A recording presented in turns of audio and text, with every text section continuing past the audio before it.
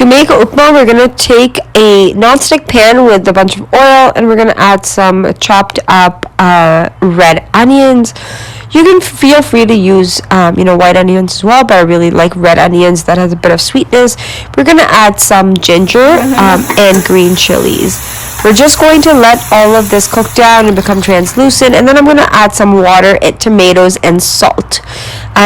What we're going to do is let all of this simmer for at least 3 to 5 minutes on the side, while we're going to take another pan, add a teaspoon of oil, add mustard seeds, and as soon as they start to crackle, I'm going to add in the semolina. This is now essentially the roasting process. A lot of people, to make this easier on themselves, do roast semolina ahead of time and just leave it aside. But we're going to do it fresh, and we're going to add it into the vegetable mixture that we've created. Before we go there, I do want to let you know that it will take you about 3 to 4 minutes to roast the semolina. All you'll notice is a very subtle change in the color, and it won't be anything too meaningful or too drastic that you need to look out for. We're going to mix it in, and when you're mixing it in, just be careful, to ensure we don't have any lumps. So you're going to continuously mix it and really press on any of the lumps that, might get created as you're adding the semolina to the water, tomato, onion mixture.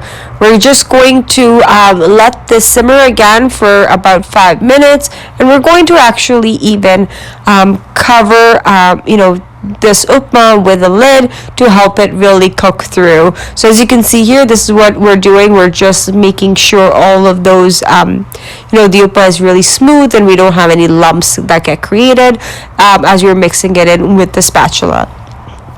So, of course, if you want to add any other vegetables, you can, but upma is, meant to typically just have some of those basic onion, tomatoes, and ginger as the main vegetables.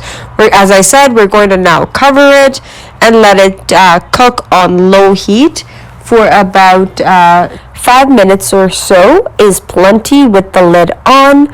And once we remove the lid, we're going to add some fresh green coriander and also some roasted cashews. Just want to make sure that you roast them. You can either dry roast them on the pan, or you can even dry roast them in the microwave.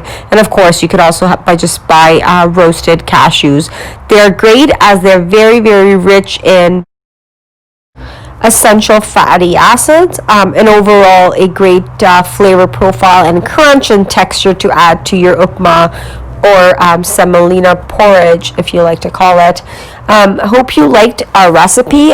We do wish that you try it out, and please don't hesitate to ask us any questions at all, including if you need any tips or tricks on how to, dry roast the semolina so that you can set it aside and have it be conveniently used to make such dishes along with others.